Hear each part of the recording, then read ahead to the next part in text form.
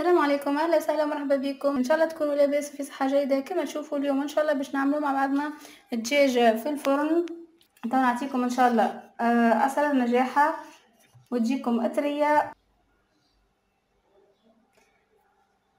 ما تنسوش باش تدعموني في القناة، تضغطوا على زر الجرس، صابوني، تعملوا لايك باش يوصلكم كل جديدنا. مشاهدة طيبة للجميع.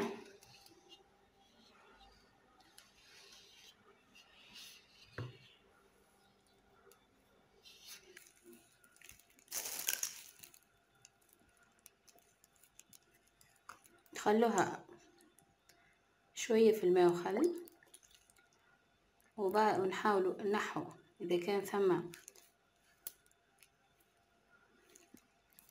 فما ريش أو أي حاجة زايدة نحاولوا نحوها، وبعد نتعدوا مع بعضنا للمرحلة الأخرى. تو نبدو مع بعضنا في المكونات. أول حاجة ناخذ الدجاجة، نحاولوا ننظفوها إذا كان فيها شوائب، نحطوها في الخل، في ماء وخل أو ماء وليم وقارص.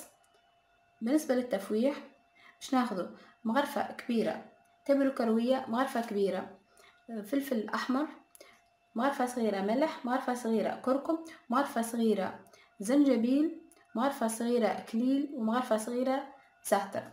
باش ناخذ لهنا شطر كاس زبدة، زبدة عادية ذوبتها باش نزيدها، باش نضيف عليها الزيت كيف باش نستحق للقارص، ليمون وكليل وزعتر شايح، اللي عنده أخضر يكون أفضل، واللي مش متوفر عنده يستعمل الشايح. وبالطبيعة باش نستحقوا الكيس الغذائي. وتوا نبدو مع بعضنا في الطريقة.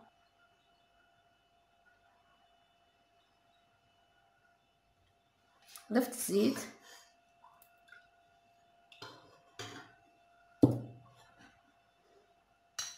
باش نصب المكونات الكل. نجموا نضيفوا هريسة عربي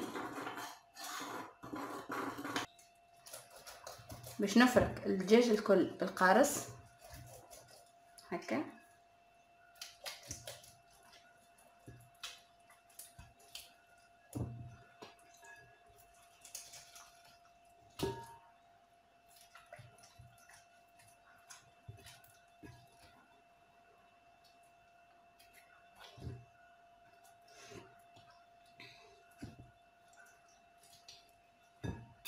نجيب العود هذايا او السكينه ونعمل فيها ثقوب هكا.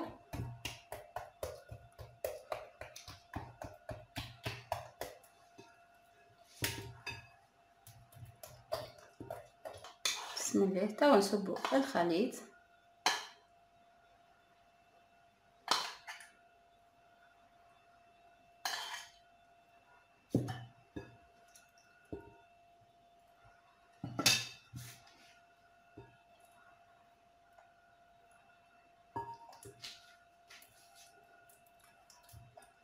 حاولوا نوزع الخليط الكل على الدجاجة.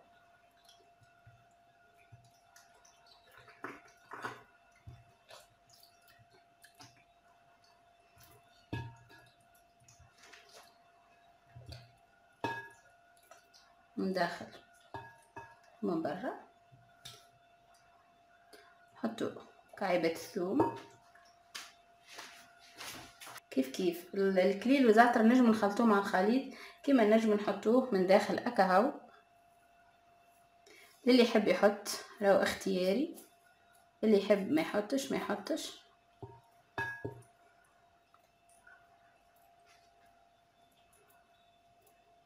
توا نجول الدجاجة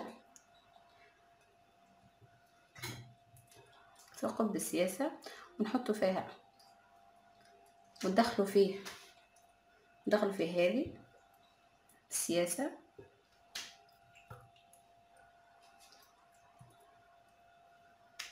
كما شفتوا العملية ما نسحقوش خيط. نجموا نطيبوها في اي طبق تحبوا عليه.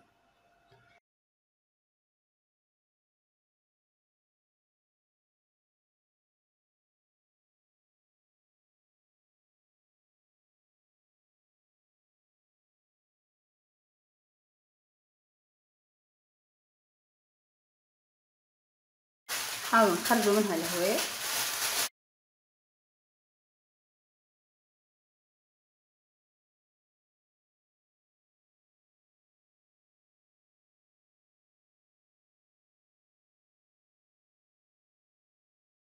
نسكروها الكيس باش نثقبوها. 1 2 3 باش يخرج لنا الهواء. توا الدجاجه نتاعنا باش نخليها ليله كامله في الفريجيدير وغدوه ان شاء الله نطيبوها. وبالنسبه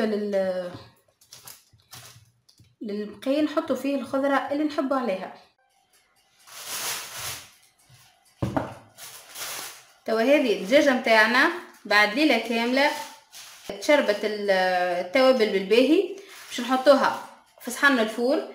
عملت معها بطاطس فناريا وفلفل ثوم وبصل، تختاروا الخضره اللي تحبوا عليها. باش نحطهم توا في صحن الفور. الفور نتاعي يسخن على 200 درجه.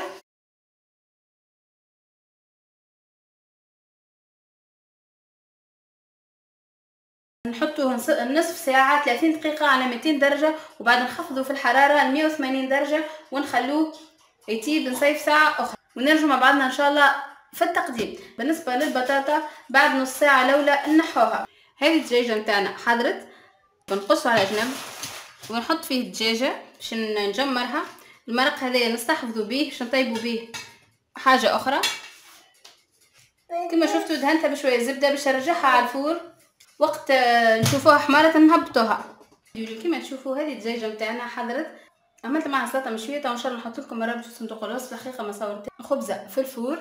بالنسبه للمرق نتاع الدجاج ما نرموهش، نستحفظوا به ونطيبوا به نفوحوا به. هذا صحي خير من نشروه من المحلات.